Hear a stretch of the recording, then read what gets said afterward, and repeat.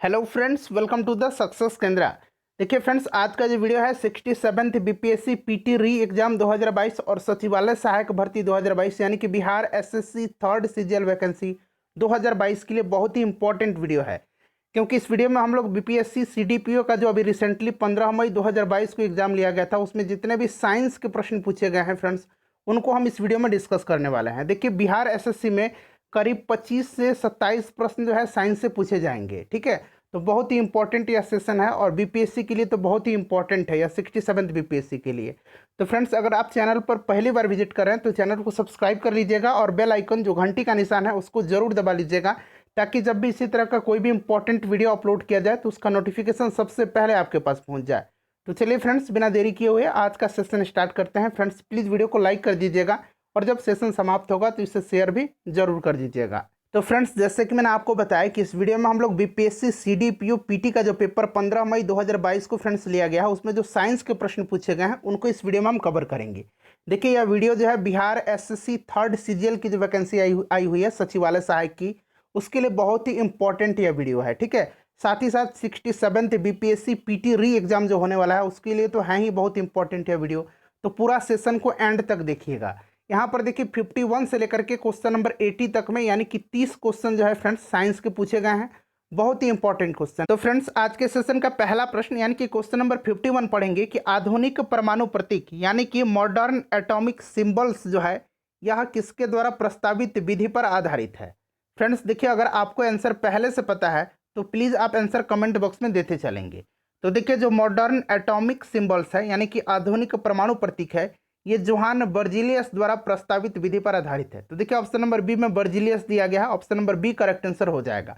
जो भी मैं आंसर आपको बताऊंगा बीपीएससी सीडीपीओ का जो ऑफिशियल आंसर की जारी किया गया है उसी पर आधारित मैं आपको आंसर बताऊंगा। देखिए, जॉन डाल्टन जो है, जॉन डाल्टन को आधुनिक परमाणु सिद्धांत का जनक माना जाता है। उसके बाद देखिए, निम्नलिखित विशेषताओं में से कौन सी रासायनिक परिवर्तन की विशेषता नहीं है। देखिए, नहीं पूछा गया। जब भी आप प्रश्न को पढ़ेंगे फ्रेंड्स एग्जाम में ध्यानपूर्वक पढ़िएगा।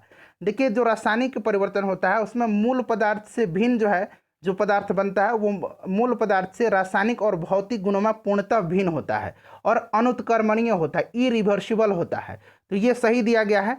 उसके बाद नया पदार्थ बनता है, बिल्कुल सही है। ऊर्जा में कोई निवल परिवर्तन नहीं होना, ये गलत दिया गया। ऊर्जा में परिवर्तन होता है, तो यहीं पूछा गया था कि विशेषता नहीं है, तो ऑप्शन नंबर सी हो जाएगा। ऊर्जा का अवशोषण होना ये भी जो है होता है, ऑप्शन नंबर इसका सी राइट आंसर हो जाएगा। ठीक है, अगर हम बात करें इसके एग्जाम्पल की रासायनिक परिवर्तन की, तो लोहे पर जंग लगना, दूध का जो है दही बनना, ठीक है, ये सभी रासायनिक परिवर्तन के उदाहरण है। चलिए, उसके बाद देखिएगा कि ऐसे पदार्थ जो बिना रासायनिक प्रतिक्रिया के अन्य पदार्थों से नमी को आसानी से अवशोषित कर लेते हैं उनको क्या कहा जाता है। तो फ्रेंड्स, उनको डेसिकेंट्स कहा जाता है। उनको क्या कहा जाता है? जल शुष्कक कहा जाता है, डेसिकेंट्स कहा जाता है।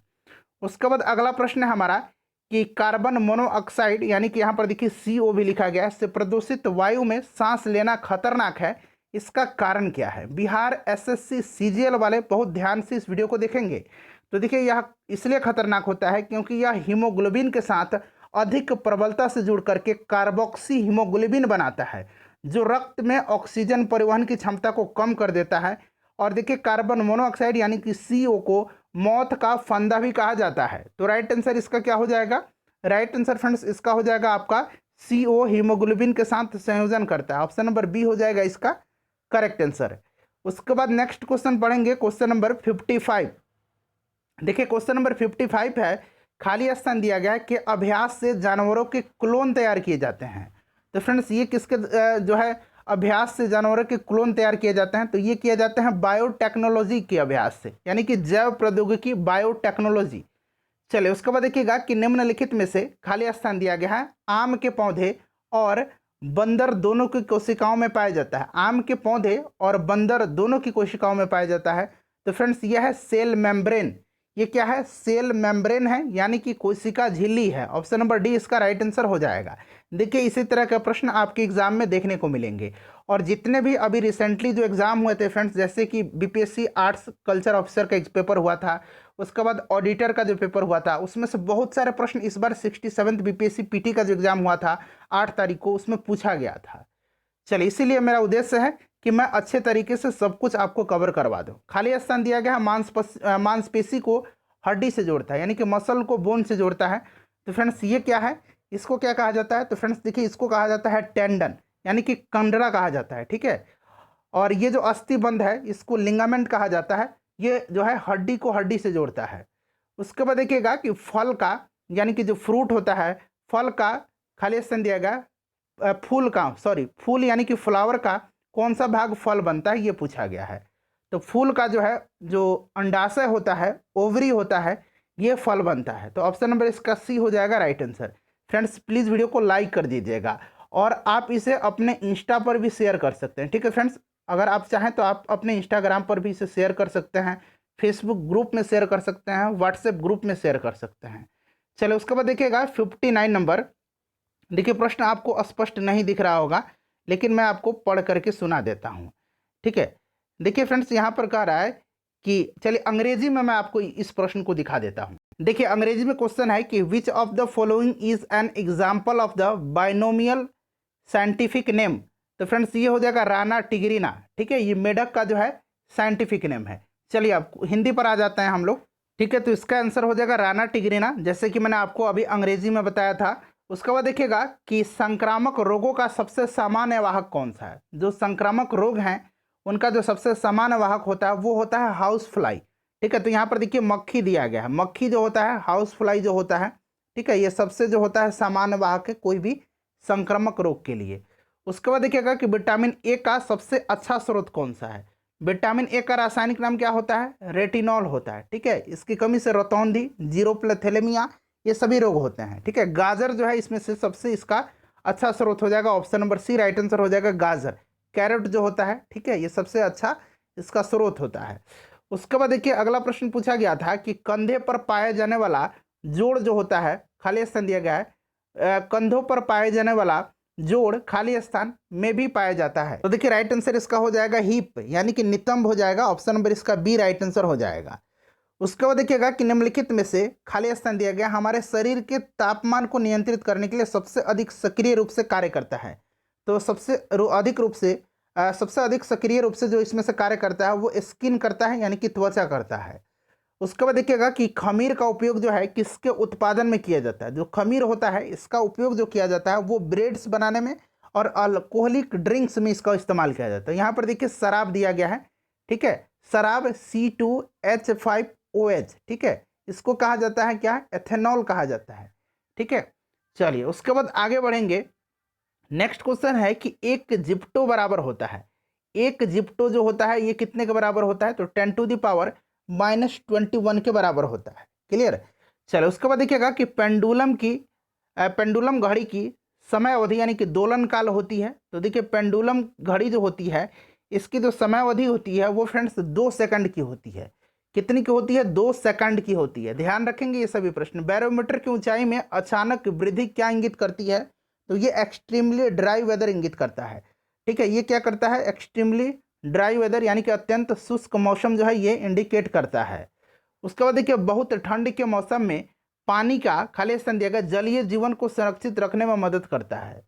तो पानी का जो एक्सपेंशन है फ्रेंड्स, विस्तार है, वो जलीय जीवन को संरक्षित रखने में मदद करता है, ठीक है। पानी का घनत्व जो होता है अधिकतम कितना डिग्री सेंटीग्रेड पर होता है, ज़रा आप मुझे कमेंट करके बताएंगे, ठीक है। और ये घनत्व मैंने पूछा और आयतन आपको पता है कि कितना डिग्री पर न्यूनतम होता है, एक ही तापमान है, उसका आंसर आप कमेंट करके बताएंगे।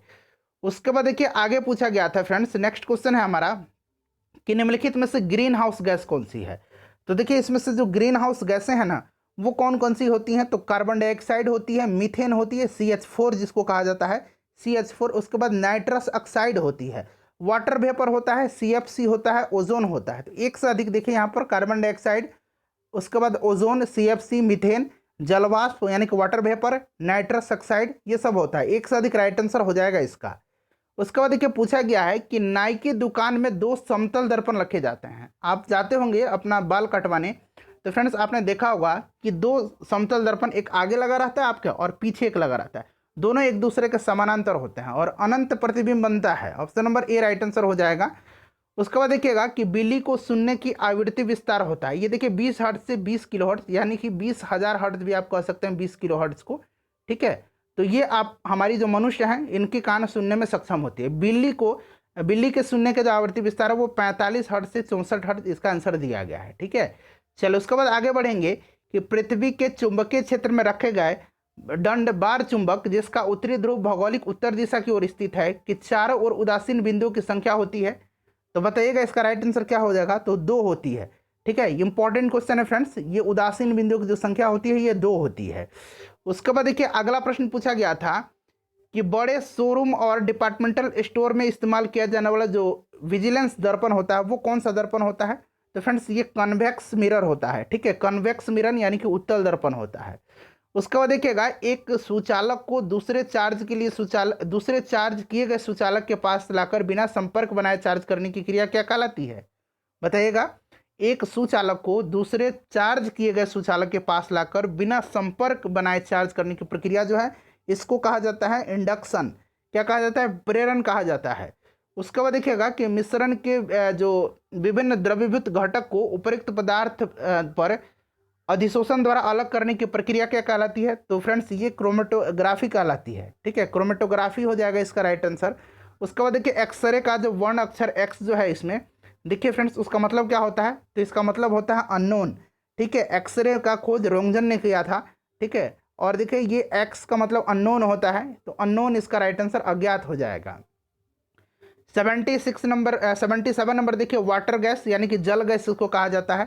ठीक है, ये क्या होता है, तो ये कार्बन डाइऑक्साइड और हाइड्रोजन का जो मिश्रण होता है कार्बन मोनोऑक्साइड CO है, CO प्लस H2 जो होता है कार्बन मोनोऑक्साइड, और जो फ्रेंड्स ये हाइड्रोजन है इसका मिश्रण जो होता है वो आपका वाटर गैस यानी कि जल गैस कहलाता है। चलिए उसके बाद आगे बढ़ेंगे। खाली स्थान दिया गया है के कारण पानी एक उत्कृष्ट शीतलन कारक है, किसके कारण होता है, तो फ्रेंड्स ये हाई स्पेसिफिक हीट के कारण होता है। ठीक है, हाई स्पेसिफिक हीट यानी कि उच्च विशिष्ट उष्मा के कारण होता है। उसके बाद देखिए कोलाइड कण के आकार की सीमा होती है, कोलाइड कण की आकार की जो सीमा होती है 10⁻⁻7 मीटर से 10⁻10 मीटर होती है। उसके बाद देखिएगा कि अक्रिस्टलीय कार्बन का जो शुद्धतम रूप है वो कौन सा है, तो ये फ्रेंड्स लैंप ब्लैक है, यानी कि दीपक की काली, इसका राइट आंसर हो जाएगा लैंप ब्लैक।